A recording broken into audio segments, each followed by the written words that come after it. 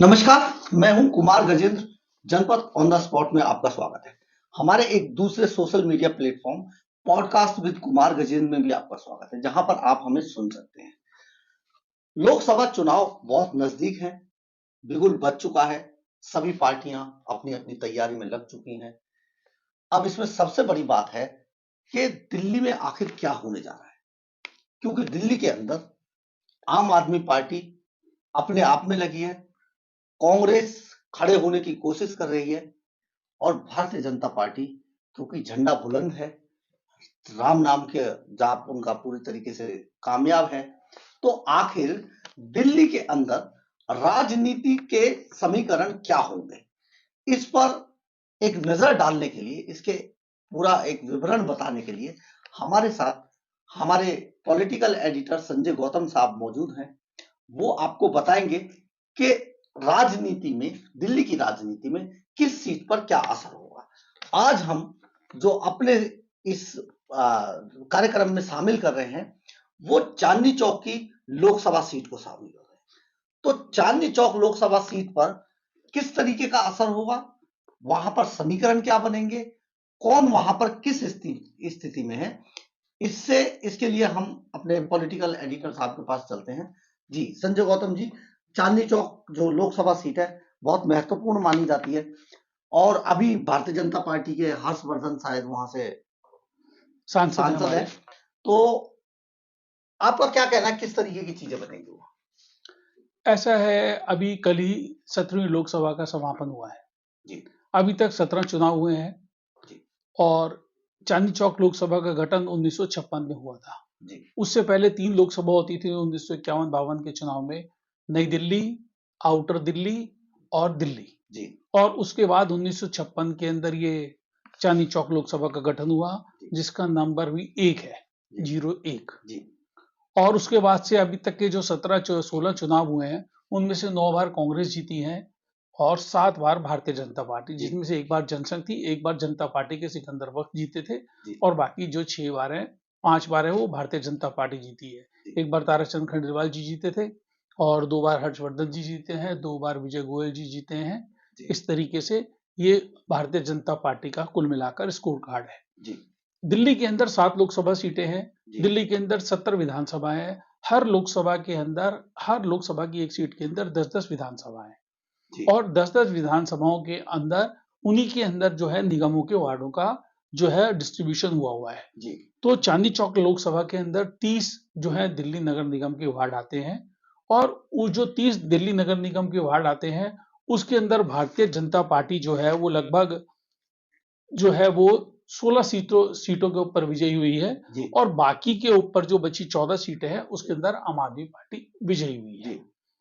ये इस तरीके का गणित है। अब आज की जो हम इसमें जो चर्चा करने जा रहे हैं 2024 को लेकर, 2024 को लेकर भारतीय जनता पार्टी तो एकदम स्पष्ट है, क्योंकि 2014 में उसको लगभग 39% के करीब वोट मिले थे और 2019 के अंदर 53.5% के करीब वोट मिला था। तो भारतीय जनता पार्टी तो सुदृढ़ है और उसका लक्ष्य क्लियर है, उसको मालूम है कि भारतीय जनता पार्टी जो है वो लोकसभा चुनाव जीत रही है। लेकिन कांग्रेस और आम आदमी पार्टी दोनों कंफ्यूज्ड हैं। उनको ये नहीं मालूम है कि हम एक दूसरे से समझौता करें, हम एक दूसरे से अलग होकर चुनाव लड़ें, क्योंकि जो राजनीतिक परिस्थिति है उसके हिसाब से इस लोकसभा के अंदर लगभग 22% के करीब मुस्लिम वोटर है और 1% के करीब जो है ईसाई या बौद्ध जो है वोटर है, क्योंकि इसके अंदर जो ये जो चांदनी चौक लोकसभा है ये पूरे देश को का जो है ना प्रतिनिधित्व करती है। हर राज्य का यहाँ वोटर है और हर धर्म का यहाँ का अंदर वोटर है और चांदनी चौक लोकसभा जो सीट है उसके अंदर लाल किला, जो भारत के 2 राष्ट्रीय पर्व हैं 15 अगस्त और 26 जनवरी, वो भी इसी पर मनाए जाते हैं और इसके अंदर सभी धार्मिक बड़े-बड़े जितने भी हमारे धर्म के हैं उन सबके धार्मिक स्थल भी इसके अंदर हैं। और ये जो चांदनी चौक का एरिया है, ये जो एरिया है ना, ये एक व्यापारिक एरिया है। यहाँ पर ना बिजनेस कम्युनिटी के बड़े-बड़े लोग रहते हैं, बिजनेस कम्युनिटी के यहाँ बड़े-बड़े प्रतिष्ठान हैं यहाँ के अंदर और यहाँ पर बहुत बड़ा जो है ना कर्मचारी वर्ग रहता है। वो जो कर्मचारी वर्ग है वो काफी संख्या के अंदर बिहार और उत्तर प्रदेश से जी पलायन कर कर यहाँ पर आता है। वो यहाँ पर बहुत सारा जो वर्ग है वो यहाँ पर उन दुकानों के ऊपर, उन प्रतिष्ठानों के ऊपर या उनकी फैक्ट्री के अंदर वो काम करता है। तो चांदनी चौक की जो सीट है उसका स्वरूप कुछ इस तरीके का है। लेकिन इसमें इसमें जातिवाद भी एक समीकरण होता है ना इस सीट में। काफी काफी अलग अलग समुदाय के अलग अलग जातियों के लोग हैं, तो सुनने में आया है कि जातिवाद, क्योंकि जो कांग्रेस के जयप्रकाश अग्रवाल थे वो पूरे इस इलाके को जिस तरीके से वो बताते हैं, वो ये बताते हैं कि इसमें जातीय समीकरण बहुत ज्यादा मायने रखता है। इसके क्या मायने हैं? देखिए, वैसे तो जातीय समीकरण की बात मेरे को लगता है कि बेमानी हो चुकी है, क्योंकि जो पिछली बार भी 2019 के अंदर 53 पॉइंट जैसे मैंने 5% के करीब वोट भारतीय जनता पार्टी को मिला था। अब जब से रामलला विराजमान हुए हैं, माननीय मोदी जी ने प्रतिष्ठान करी है, प्राण प्रतिष्ठा करने के बाद, तो जो सनातन धर्म है उसमें जात पात का कोई भी उसके अंदर कोई मायने नहीं रह गया है। बहुत बड़ी बात कह रहे हैं आपके, जात पात खत्म हो आप गया ये है। देखिए, अभी मौनी अमावस्या गई है, जी जी 1 करोड़ से ज्यादा लोगों ने स्नान किया है। जी जी तो वहां पे कौन जात था कौन था आप बता सकते हैं क्या? और अभी उससे पहले, अभी पीछे जब कुंभ का मेला था, 25 करोड़ लोगों ने स्नान किया, जी तो कुछ हुआ? अभी जैसे मैंने बताया आपके यहाँ पे 22% मुस्लिम है, जी लेकिन कोई भी जना ये क्वेश्चन नहीं पूछता है कि अगर 22% मुस्लिम है, उसमें शिया कितने हैं, सुन्नी कितने हैं, कुरैशी कितने हैं, सैयद कितने हैं, अहमदिया कितने हैं, बेवरली कितने हैं, जी इस बारे में कोई बात नहीं करता। तो मेरे हिसाब से अब हमें इस बात से आगे बढ़ना चाहिए था। भारत के संविधान के अंदर जो है, हर वोटर जो है ना, वो एक अपने आप में आइडेंटिटी है। मतलब आप ये कह रहे हैं कि जब राम मंदिर की प्राण प्रतिष्ठा के बाद जो राजनीति से जातिवाद कहीं निकल गया है, फिसल गया है। आप देखिए, आप तो आपके सामने है, पढ़े लिखे को फारसी का, हाथ कंगन को जी आरसी का। जी आप देखिए, रामलला के दर्शन करने के लिए जो लोग जा रहे हैं, वहां कोई कौन जात पात पूछ जी रहे हैं? जी तो मुझे लगता है कि भाई ये बेमानी है, और जी हमें इस तरीके से नहीं सोचना चाहिए। हमें अब नए भारत की ओर जा रहे हैं, विकसित भारत की ओर जा रहे हैं, तो हमें भी नई तरीके से राजनीति के बारे में सोचना चाहिए। हमारे पॉलिटिकल एडिटर जिस तरीके से आपको बता रहे हैं, सचमुच ये अपने आप में बड़ी बात है देश की राजनीति के अंदर, क्योंकि अभी तक देश की राजनीति में बहुत ज्यादा जातिवाद को बड़ा महत्व दिया जाता था। अगर राम मंदिर के बाद अगर ये बदलाव आया है तो अपने आप में बहुत बड़ी बात है। इसके अलावा और क्या है इस सीट देखिए, पर? चांदनी चौक जो सीट है, इसके अंदर जैसे मैंने बताया लगभग 22% की तरफ मुस्लिम है। जी तो क्या है, मटिया महल जी सीट, चांदनी चौक, जी बल्ली मरान और सदर, जी इन 4 सीटों को मुस्लिम समाज का काफी बड़ा स्टेक लगा होता है। जी जी तो 2009 से पहले ये चांदनी चौक जो है वो पूरे भारत की सबसे छोटी लोकसभा सीट होती थी। जी तो उसके अंदर एक बहुत बड़ा फैक्टर है यहाँ पर शोएब इकबाल जी। जी दिल्ली विधानसभा के अभी तक 7 चुनाव हुए हैं, जिनमें से 6 बार वो जीते हैं। जी अभी 2 बार से उनका बेटे जो है वो भी निगम पार्षद है। जी उससे पहले उनकी जो भाई थे वो निगम पार्षद होते थे झामुमो जी से, जी तो उनका एक बड़ा अहम रोल होता था। जी लेकिन जब से 2009 के अंदर डिलिमिटेशन हुआ जी और चांदनी चौक सीट एक तरफ आदर्श नगर जी और एक तरफ शकूर बस्ती पश्चिम बिहार तक पहुंच गई, तो उसके बाद से जो मुस्लिम डोमिनेशन था उसका प्रभाव काफी कम हुआ है। जी अब जैसे मैं भी आपको बता रहा था कि इन दोनों पार्टियों के बीच में आपस में कंफ्यूजन है, वो मैं इस आधार पर कहता हूं कि जब 2014 का चुनाव हुआ तो मुस्लिम वोटर जो है ना, अभी तक की मेरी राय के अनुसार मुस्लिम वोटर जो है उनका पहला ध्येय ये होता है कि हमें भारतीय जनता पार्टी को हराना है। जी वो ना विकास से उनका कोई विकास को कोई मुद्दा बनाते हैं, जी ना वो किसी सुविधा के ऊपर कोई मुद्दा बनाते हैं। उनका सिर्फ एकमात्र ध्येय ये होता है कि हमें भारतीय जनता पार्टी जो है उसको हराने के लिए वोट करना है। जी तो 2014 का चुनाव हुआ तो मुस्लिम वोटर जो था उनको ये लगता था कि भाई कांग्रेस की अभी सरकार है सेंटर में, केंद्र से भी गई है, जी ये अभी चुनाव हो रहा है, तो उन्हें लगता था कि हमें कांग्रेस के साथ जुड़ने में ज्यादा जी लाभ होगा।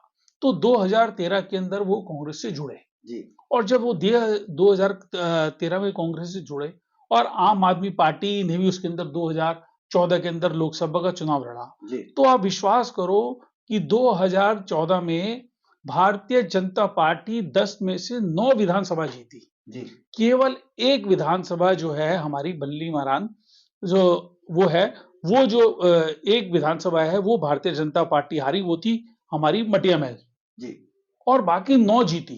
जी तो ये एक बहुत बड़ा सेटबैक था। जी जी आम आदमी पार्टी को ये बहुत बड़ा सेटबैक लगा। हाँ, और जब उसके बाद जब ये दोबारा 2015 का विधानसभा चुनाव हुआ तो भारतीय जनता पार्टी 10 की 10 विधानसभाएं हार गई।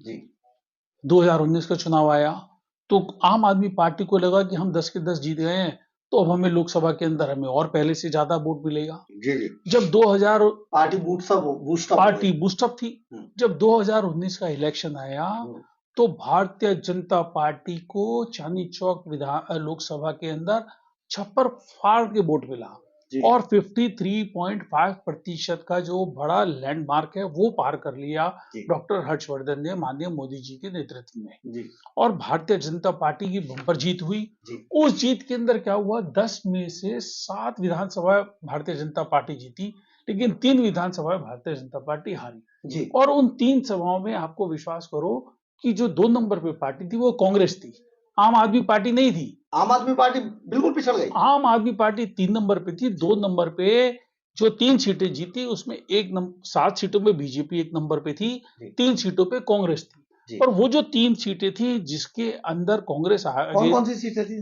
वो जो तीनों मुस्लिम डोमिनेटिंग, सदर जी बाजार, चांदनी चौक जी और मटिया महल, जी इन मतलब 3 सीटों आम पे आदमी तीसरे नंबर पे चली गई। आम आदमी तीसरे नंबर पे बड़ी चली बड़ा गई। सेटबैक था। अब जो एक कंफ्यूजन की स्थिति हुई आम आदमी पार्टी, उसके बाद 2020 का चुनाव आया। जी 2020 का चुनाव आया तो 10 की 10 सीटें फिर दोबारा से आम आदमी पार्टी ने जीत ली। जी अब आम आदमी पार्टी को ये विश्वास नहीं हो रहा, जी वो मुस्लिम लोगों को विश्वास नहीं दिला पाई कि हम केंद्र की सरकार जो भारतीय जनता पार्टी के नेतृत्व में बनी हुई है, जी हम उसको हराने में सक्षम है। जी तो मुस्लिम मतदाता ये सोच रहा है कि भाई हमें उस पार्टी को वोट करना है जी जो पार्टी केंद्र के अंदर भारतीय जनता पार्टी को हराए। जी तो मुस्लिम वोटर जो है वो एक बार में इकट्ठा होकर वो कांग्रेस को वोट देता है या आम आदमी पार्टी को।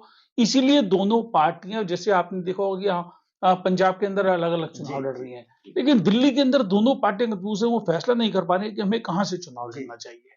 लेकिन अब तो आम आदमी पार्टी का और कांग्रेस का गठबंधन तो लगभग समाप्त हो गया है, क्योंकि पंजाब में जिस तरीके से हुआ है तो दिल्ली में तो सवाल ही पैदा नहीं है। भारतीय जनता पार्टी के को तो जब जब 53.5% वोट 2019 में मिला था, जी तो उसके बाद अब 2024 के अंदर जी जिस तरीके का माहौल चल रहा है, तो भारतीय जनता पार्टी को तो इससे कोई फर्क नहीं पड़ता, चाहे ये दोनों मिलकर भी आ जाएं। तो भारतीय जनता पार्टी को मेरे अनुसार, मेरे को ऐसा लगता है कि भारतीय जनता पार्टी की यहाँ पर भी इस बार भी चांदनी चौक के अंदर लोकसभा में बम्पर जीत होने वाली है। एक बड़ा सवाल संजय जी कि क्या जो मौजूदा सांसद हैं हर्षवर्धन जी, उनको पार्टी रिपीट करेगी या पार्टी उन्हें आपके इस बार विदाई समारोह कर देगी? उनका सुनने में तो यार है विदाई समारोह होना और है। देखिए जी, ये तो पार्लियामेंट्री बोर्ड जो भारतीय जनता पार्टी का है, उनका डोमेन है, उनका विषय है कि वो किसको टिकट देते हैं, क्या क्राइटेरिया बनाते हैं। और नहीं लेकिन आप घुमा रहे हैं इस सवाल को। थोड़ा सा नहीं ये देखिए ना कि भाई, ओवर मैं एज हो चुके हैं हर्षवर्धन जी, और ये पहले ही नहीं, ओवर एज कैसे प्रधानमंत्री हुआ? ये बोल ही चुके हैं। वो तो 75 साल का फॉर्मूला रखा है, कोई हर्षवर्धन जी 75 साल की थोड़ी है अभी। लेकिन मेरे ख्याल से 65 या 64। लेकिन मुझे नहीं लगता कि इससे प्रधानमंत्री की अब देखो यार, गुड बुक मुझे पे लगे तो या आपको लग लगे, नहीं रहा है। ये तो वो हम नहीं कह सकते, लेकिन ये तो भारतीय जनता पार्टी का पार्लियामेंट्री बोर्ड निर्णय लेता है कि ये क्या लेगा। लेकिन जिस तरीके की चांदनी चौक की लोकसभा है, उसका जो गणित है वो मैंने भी आपके सामने रखा। और चांदनी चौक के अंदर जैसे शालीमार बाग है जी और शकूर बस्ती है जी और त्रिनगर है, ये जिस तरह की जो सीट्स हैं, जी जो उधर वाली हैं, जी आदर्श नगर की जी हैं, इनके अंदर भारतीय जनता पार्टी काफ़ी अच्छे से डोमिनेट करती है। जी अगर भारतीय जनता पार्टी को मुस्लिम समाज इकट्ठा होकर एक तरफ वोट करता है, मतलब भारतीय जनता पार्टी के अगेंस्ट भी वोट करता है, जी तो भी भारतीय जनता पार्टी अपने आप में इतनी सुदृढ़ है कि मेरे को लगता नहीं है कि उन्हें कुछ ज़्यादा दिक्कत आएगी। आपने देखा होगा किस तरीके से ये पूरा जो चांदनी चौक सीट है लोकसभा की भारतीय जनता पार्टी के पक्ष में जा रही है। और सबसे बड़ी बात ये जो संजय साहब ने बताई वो ये थी कि जो पिछले जो लोकसभा चुनाव थे उसमें नंबर 1 पर भारतीय जनता पार्टी थी, नंबर 2 पर कांग्रेस थी जो दिल्ली में समाप्त पार्टी मानी जाती है, और नंबर 3 पर जो अरविंद केजरीवाल की पार्टी है वो लोकसभा के अंदर नंबर 3 पर फिसल गई थी, यानी कि खड़ी नहीं हो पाई थी। बहुत बड़े समीकरण है, बनते रहेंगे बिगड़ते रहेंगे, आने वाला अभी समय बताएगा। हालांकि सारे उस पर जय श्री राम हावी है, मंदिर की जो प्राण प्रतिष्ठा है वो हावी है, जो हिंदू वोट है उसका बहुत ज्यादा बूस्टअप है वो अपने आप में, तो आने वाला समय बताएगा। लेकिन हाल चांदनी चौक लोकसभा सीट का ये था। आप देखिए इसमें से कितने समीकरण वहां पर फिट बैठते हैं। अगर आपको हमारी खबर अच्छी लगी हो तो आप इसे लाइक, सब्सक्राइब, शेयर जरूर कीजिएगा। जय हिंद, जय भारत।